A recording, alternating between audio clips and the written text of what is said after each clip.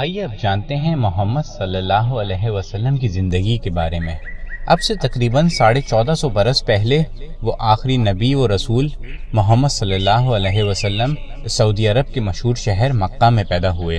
پیدائش سے چند مہینے پہلے ہی آپ کی والد عبداللہ کا انتقال ہو گیا تھا۔ والدہ آمنہ بھی کچھ زیادہ دن زندہ نہیں رہیں۔ پہلے دادا عبد المطلب اور ان کی وفات کے بعد آپ کے چچا ابو طالب نے انہیں پالا۔ آپ اپنی خوبیوں اور نیکیوں کی بدولت جلد ہی تمام مکہ شہر کی آنکھوں کا تارا بن گئے۔ جیسے جیسے آپ بڑے ہوتے گئے، آپ سے لوگوں کی محبت بڑھتی گئی۔ آپ کو سچا اور ایماندار کہا جانے لگا۔ لوگ حفاظت کے لیے اپنی بیش قیمت امانتیں آپ کے پاس رکھتے، اپنے آپسی جھگڑوں کا فیصلہ کراتے۔ لوگ محمد صلی اللہ علیہ وسلم کو ہر اچھے کام میں آگے پاتے۔ آپ اپنے وطن میں ہوں یا سفر پر، سب لوگ آپ کی خوبیوں کے متعارف ہوتے۔ ان دنوں وہاں اللہ کے گھر یعنی کعبہ میں 360 بت رکھے ہوئے تھے۔ پورے عرب میں شرک و کفر کے علاوہ قتل و غارت گری، لوٹ مار، غلاموں اور عورتوں کی حق تلفی، اونچ نیچ، دغا و فریب، شراب، جوا، سود، بے بنیاد جنگ، زنا جیسی نہ جانے کتنی برائیاں پھیلی ہوئی تھیں۔ محمد صلی اللہ علیہ وسلم جب 40 برس کے ہوئے تو اللہ نے اپنے فرشتے جبرائیل علیہ السلام کے ذریعے آپ پر قرآن نازل کرنا شروع کیا اور آپ کو رسول بنانے کی خوشخبری دی اور لوگوں کو ایک اللہ کی عبادت و اطاعت کی طرف بلانے کی ذمہ داری دی۔ اللہ کے رسول نے ایک پہاڑ کی چوٹی پر چڑھ کر خطرے سے باخبر کرنے کے لیے آواز لگائی۔ لوگ اس آواز پر تیزی کے ساتھ جمع ہو گئے، اس لیے کہ یہ ایک سچے ایماندار آدمی کی آواز تھی۔ آپ نے سوال کیا، اگر میں تم سے کہوں کہ اس پہاڑ کے پیچھے سے ایک بہت بڑی فوج چلی آ رہی ہے اور وہ تم پر حملہ کرنے والی ہے تو کیا تم یقین کرو گے؟ سب نے ایک آواز ہو کر کہا، بھلا آپ کی بات پر کون یقین نہیں کرے گا؟ آپ کبھی جھوٹ نہیں بولتے اور ہمارے مقابلے پہاڑ کی چوٹی سے دوسری طرف دیکھ بھی رہے ہیں۔ آپ نے جہنم کی بھیانک آگ سے ڈراتے ہوئے انہیں شرک و بت پرستی سے روکا اور ایک اللہ کی عبادت اور اطاعت یعنی اسلام کی طرف بلایا۔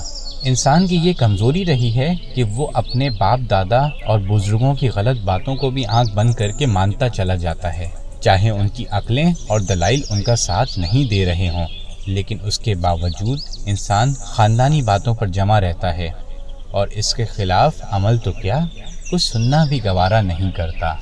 یہی وجہ تھی کہ 40 برس کی عمر تک محمد صلی اللہ علیہ وسلم کا احترام کرنے اور سچا ماننے اور جاننے کے باوجود مکہ کے لوگ رسول کی حیثیت سے اللہ کی جانب سے لائی گئی آپ کی تعلیمات کے دشمن ہو گئے۔ آپ جتنا زیادہ لوگوں کو سب سے بڑی سچائی شرک کے خلاف توحید کی طرف بلاتے، لوگ اتنا ہی آپ کے ساتھ دشمنی کرتے۔ کچھ لوگ اس سچائی کو ماننے والوں اور آپ کا ساتھ دینے والوں کو ستاتے، مارتے اور دہکتے ہوئے آگ کے انگاروں پر لٹا دیتے تھے، گلے میں پھندا ڈال کر گھسیٹتے اور ان کو پتھروں اور کوڑوں سے مارتے۔ لیکن آپ سب کے لیے اللہ سے دعا مانگتے، کسی سے بدلہ وہ انتقام نہیں لیتے۔ ساری رات اپنے مالک سے ان کے لیے ہدایت کی دعا کرتے۔ ایک بار آپ مکہ کے لوگوں سے مایوس ہو کر قریبی شہر طائف گئے۔ وہاں کے لوگوں نے اس عظیم انسان کی توہین کی، آپ کے پیچھے شریر لڑکے لگا دیے جو آپ کو برا بھلا کہنے لگے۔ انہوں نے آپ کو پتھر مارے جس کی وجہ سے آپ کے پیروں سے خون بہنے لگا۔ تکلیف کی وجہ سے جب آپ کہیں بیٹھ جاتے تو وہ لڑکے آپ کو دوبارہ کھڑا کر دیتے اور پھر پتھر مارتے۔ اس حال میں آپ شہر سے باہر نکل کر ایک جگہ پر بیٹھ گئے۔ آپ نے انہیں بد دعا نہیں دی بلکہ اپنے مالک سے دعا کی، اے مالک ان کو سمجھ دے دے، یہ جانتے نہیں۔ اس پاک کلام اور وحی پہنچانے کی وجہ سے آپ کا اور آپ کا ساتھ دینے والوں خاندان اور قبیلے کا سماجی بائیکاٹ کر دیا گیا۔ اس پر بھی بس نہ چلا تو آپ کے قتل کے منصوبے بنائے گئے۔ آخرکار اللہ کے حکم سے آپ کو اپنا پیارا شہر مکہ چھوڑ کر مدینہ جانا پڑا۔ وہاں بھی مکہ والے فوجیں تیار کر کے بار بار آپ سے جنگ کرنے کے لیے دھاوا بولتے تھے۔ سچ تو یہ ہے کہ سچائی کی ہمیشہ جیت ہوتی ہے۔ 23 سال کی سخت مشقت کے بعد آپ صلی اللہ علیہ وسلم نے سب کے دلوں پر فتح پائی اور سچائی کے راستے کی جانب آپ کی بے لوث دعوت نے پورے ملک کے عرب کو اسلام کی ٹھنڈی چھاؤں میں لا کھڑا کیا۔ اس طرح اس وقت کی معلوم دنیا میں ایک انقلاب برپا ہو گیا۔ بت پرستی بند ہوئی، اونچ نیچ ختم ہو گئی اور سب لوگ ایک اللہ کو ماننے اور اسی کی عبادت و اطاعت کرنے والے اور ایک دوسرے کو بھائی جان کر ان کا حق ادا کرنے والے ہو گئے۔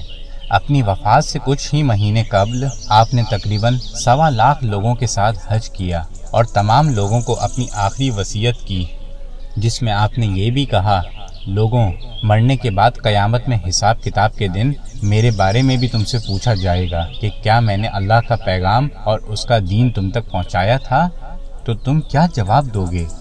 سب نے کہا، بے شک آپ نے اسے مکمل طور سے پہنچا دیا، اس کا حق ادا کر دیا۔ پھر آپ نے آسمان کی جانب انگلی اٹھائی اور 3 بار کہا، اے اللہ، آپ گواہ رہیے، آپ گواہ رہیے، آپ گواہ رہیے۔ اس کے بعد آپ نے لوگوں سے فرمایا، یہ سچا دین جن تک پہنچ چکا ہے وہ ان کو پہنچائیں جن کے پاس نہیں پہنچا ہے۔ آپ نے یہ بھی خبر دی کہ میں آخری رسول ہوں، اب میرے بعد کوئی رسول یا نبی نہیں آئے گا، میں ہی وہ آخری نبی ہوں جس کا تم انتظار کر رہے تھے اور جس کے بارے میں تم سب کچھ جانتے ہو۔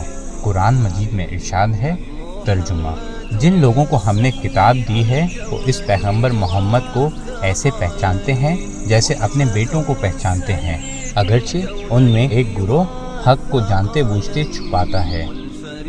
محترم ناظرین، اگر آپ جاننا چاہتے ہیں کہ اسلام میں نبیوں کا کیا مقام ہے اور اللہ تعالی نے ان کو کیوں کر اس دنیا میں بھیجا، تو ہمارے سیگمنٹ آپ کی امانت آپ کی سیوا میں وزٹ کیجیے، لنک نیچے ڈسکرپشن میں موجود ہے۔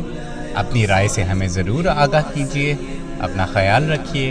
السلام علیکم ورحمۃ اللہ وبرکاتہ۔